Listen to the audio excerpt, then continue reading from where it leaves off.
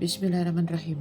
Assalamualaikum warahmatullahi wabarakatuh. Selamat datang di channel saya, Self Improvement, yang kali ini akan menjawab pertanyaan dari salah satu viewer tentang sebuah fenomena yang saat ini bukan fenomena sebenarnya sih ya, tapi lebih sudah sering terjadi. Hanya akhir-akhir ini semakin sering terjadi dan terasa seperti sebuah pembenaran ya, karena sudah banyak muncul dalam kehidupan kita sehari-hari. Apakah itu istilah yang munculnya baru-baru saja gitu ya? Dulu nggak ada tuh istilah begini ya, seingat saya tuh nggak ada gitu ya. Baiklah. Nah, ini tentang mental illness ya. Sebenarnya apa sih mental illness itu? Apakah kalau dari kalimatnya ini penyakit gitu ya, ini penyakit mental. Apakah berarti itu penyakit mental gitu? Atau seperti semacam disorder begitu? Bukan ya. Tetapi ternyata mental illness itu lebih kepada luka batin ya. Sebentar. Ya. Lebih kepada luka batin yang dihasilkan oleh peristiwa yang muncul dalam kehidupan kita. Pada saat kita mengalami sebuah peristiwa di masa lalu, seringkali peristiwa itu masih tersimpan di dalam memori kita, dan itu masih sangat terasa pada ranah rasa. Semua yang terjadi di masa lalu banyak memunculkan luka-luka yang hingga saat ini masih kita rasakan. Pada saat mental illness ini dirasakan, luka batin ini dirasakan, pada satu titik terasa seperti sangat-sangat mengganggu, terasa seperti seolah-olah kita belum bisa berdamai dengan peristiwa yang terjadi pada saat itu. Padahal apa yang terjadi pada masa lalu, sekarang ini hasilnya. Jadi kalau sekarang ini rasanya penjenengan itu tidak berada pada posisi yang baik, itu karena ada sesuatu di masa lalu yang belum selesai. Mengapa begitu? Karena Anda mengizinkan masuk.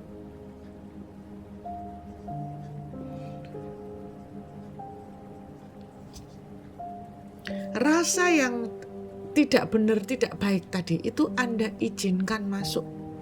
Berarti ada peristiwa di mana Anda itu belum berdamai. Ketika Anda belum berdamai dengan peristiwa itu yang terjadi, segala sesuatu yang terjadi saat ini ya karena peristiwa itu.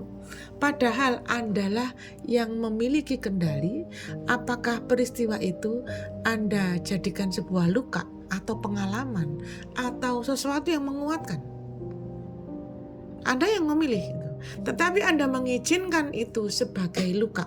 Identitas di kepala Anda, di otak Anda adalah peristiwa itu adalah luka batin. Gitu ya. Anda tidak menganggap peristiwa itu sebagai sebuah bentuk pengalaman yang menguatkan, yang menjadikan Anda hari ini. Gitu. Kalau Anda masih belum berdamai dengan peristiwa itu, maka jangan harap Anda akan bisa berdamai selamanya. Karena Anda di masa depan itu ditentukan hari ini. Sementara Anda hari ini ketika belum berdamai, itu hasil dari masa lalu. Maka yang harus dilakukan dalam rangka Anda berdamai tadi adalah merubah sudut pandang. Ini yang di awal dulu nih. Sudut pandang Anda terhadap peristiwa tersebut, apapun bentuknya, siapapun pelakunya, kapanpun terjadinya. Merubah sudut pandang bahwa itu bukan peristiwa yang menyakitkan, tetapi pengalaman yang menguatkan. Dan ini selalu terkait dengan paradigma Anda, konsep berpikir Anda terhadap peristiwa itu. Ini bukan orang lain, ini selalu tentang diri sendiri. Selalu tentang diri sendiri. Ya. Kemudian Anda harus mampu berpikir paradok.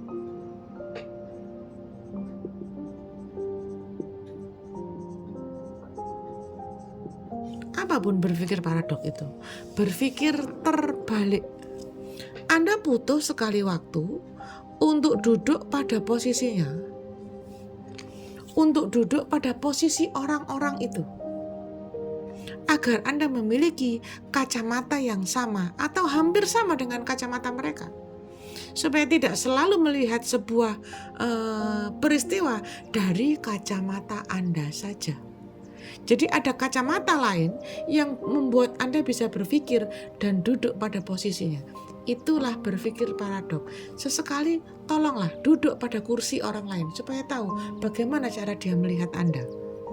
Atau bagaimana cara dia melihat pemandangan di tempat duduknya gitu. Ini penting supaya Anda tahu bahwa setiap orang memiliki sudut pandang yang berbeda. Gitu ya. Nah, sekarang yang bisa Anda lakukan selanjutnya adalah Anda melihat ke dalam.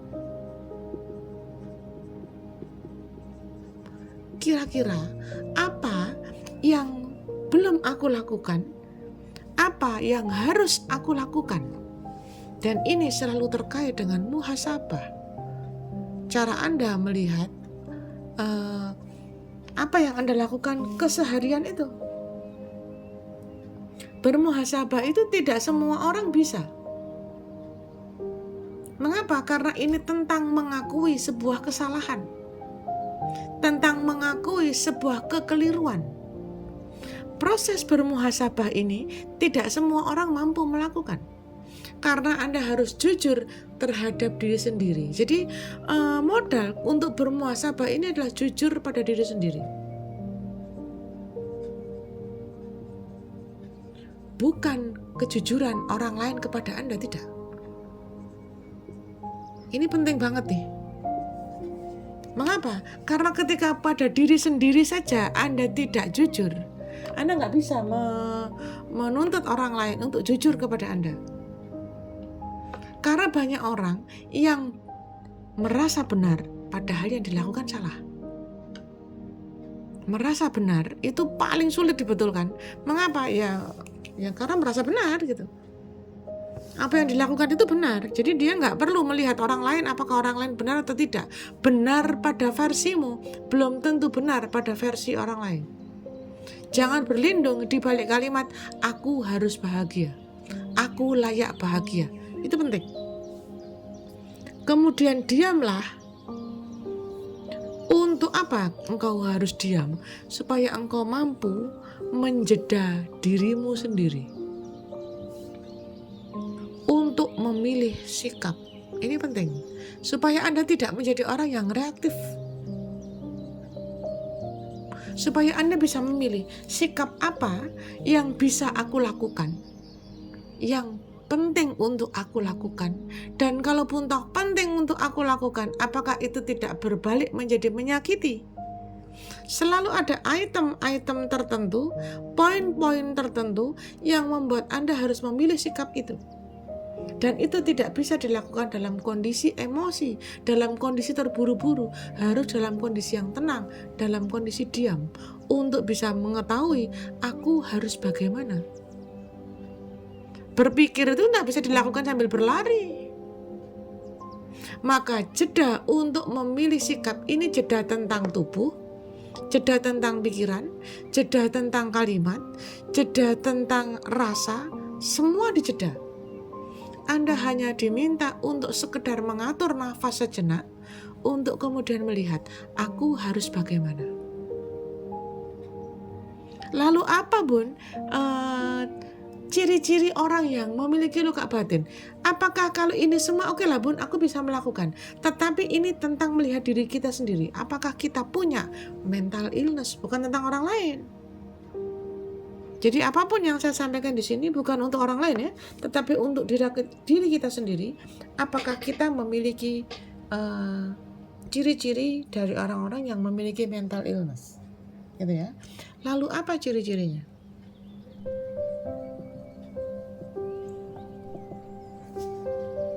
Ciri-ciri orang yang memiliki luka batin, gitu ya? Ini Anda cek kepada diri Anda sendiri ya, bukan tentang orang lain sekali lagi. Ya, Anda mudah emosi.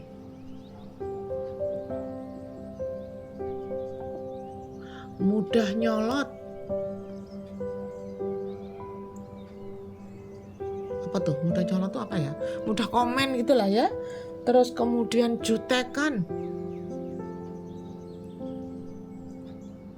Ya. Apa lagi tuh? OVT, overthinking.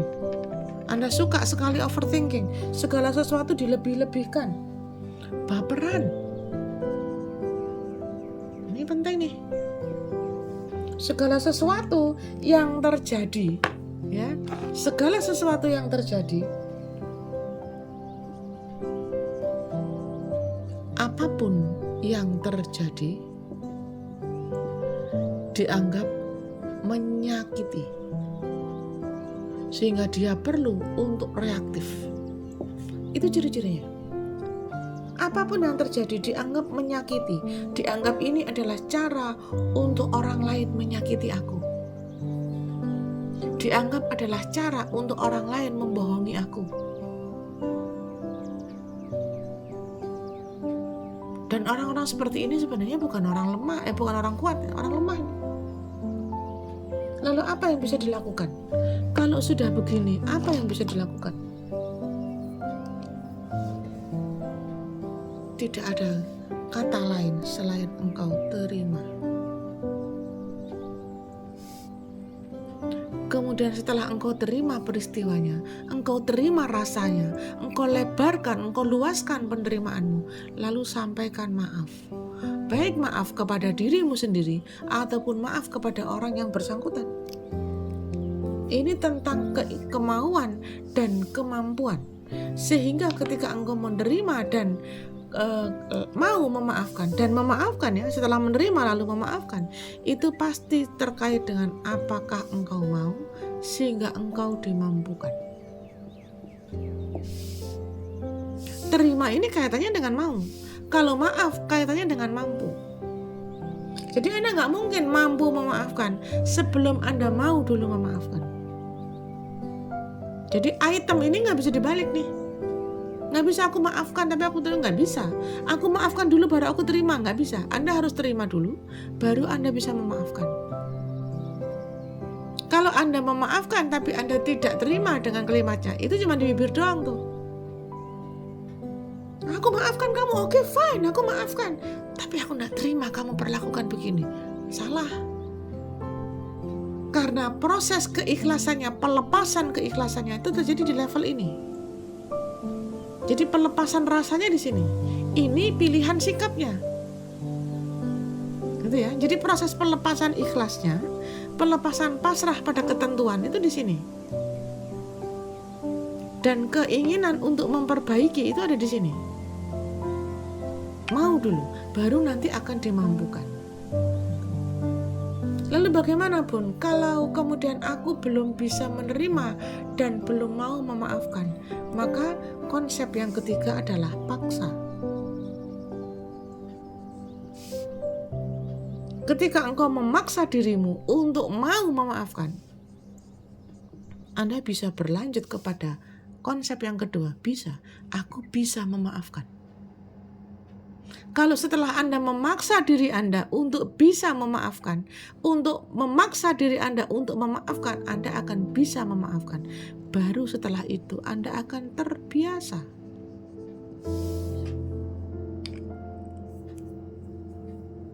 Tapi Anda tidak bisa langsung loncat ke konsep biasa memaafkan sebelum Anda bisa dulu. Maka bisa ini harus Anda paksa dengan memaafkan yang sepele-sepele dulu lah. Jangan berlanjut ke yang besar dulu gitu. Yang sepele dulu Anda paksa untuk bisa memaafkan, baru nanti Anda akan bisa memaafkan. Terus. It's all about practicing. Kita tentang melatih diri. Kita tentang latihan agar kita menjadi orang yang pemaaf. Bukankah endingnya kita juga ingin dimaafkan? Ending dari semua ini adalah kita ingin dimaafkan. Dimaafkan siapapun. Dimaafkan oleh Allah. Diampunkan oleh Allah. Karena tidak ada satupun kesalahan yang kita lakukan yang tidak diampunkan kalau kitanya minta maaf gitu. Kalau Anda nggak minta maaf, Allah itu maha tahu kok apakah Anda layak dimaafkan atau tidak. Tapi harus ada effort ke arah sana. Harus ada usaha yang membuat Anda itu layak untuk dimaafkan. Sebelum Anda layak dimaafkan oleh Allah, maka maafkanlah dirimu sendiri dan maafkanlah orang-orang yang mungkin pernah berbuat salah kepada dirimu. Toh semua orang tidak ada yang suci 100%, nggak ada. Lalu kalau kita tidak juga suci, lalu mengapa kita menuntut orang lain untuk menjadi suci dengan apa yang kita lakukan? Orang lain bisa jadi salah, kita pun juga sangat bisa jadi salah. Maka konsep maaf agar dimaafkan penting untuk kita pahami. Begitu ya. Jadi semoga video ini menginspirasi, semoga video ini bisa menjadikan cara kita untuk bisa mengenali diri kita dan cara kita untuk bisa lepas dari luka batin agar kita bisa berdamai dengan keadaan. Karena damai itu bukan sesuatu yang kita cari, tetapi kita ciptakan. Karena tidak ada kedamaian yang muncul tiba-tiba, muncul tanpa usaha, itu nggak ada. Nggak ada. Semua pasti ada usaha, termasuk merusak kedamaian itu sendiri. Ada sesuatu yang dilakukan. Menciptakan kedamaian, ada yang harus dilakukan. Dan merusak kedamaian pun pasti ada yang dilakukan. Hanya tinggal kita saja yang harus memilih. Apakah kita memilih untuk menciptakan atau merusak? Dan apa yang Anda lakukan akan Anda tuai di kemudian hari. Semoga video pendek ini mampu menginspirasi, mampu menjadikan kita pribadi yang lebih baik. Silakan share, like, comment, and subscribe channel ini agar menjadi sebuah semangat baru bagi saya untuk terus membuat video-video baru yang mampu membantu Anda untuk merubah sudut pandang Anda terhadap setiap peristiwa yang muncul dalam kehidupan kita. Begitu ya, semoga menginspirasi dan saya tunggu komen Anda. Anda boleh mengajukan pertanyaan yang ingin saya bahas gitu ya. Boleh melalui DM saya di video ini, atau Anda tanyakan pada wawa saya atau nomor wawa saya bagi Anda yang sudah tahu, atau Anda bisa menanyakan ke jalur TikTok ya, karena di sana saya akan on cam setiap hari kerja 12.30 hingga jam 3 sore setiap hari kerja gitu ya. Saya tunggu pertanyaan-pertanyaan Anda yang mungkin bisa kita kulik di mana pembelajaran yang bisa kita petik. Oke, saya tunggu. Cukup sekian video kali ini, kita akan berlanjut ke video selanjutnya. Salam.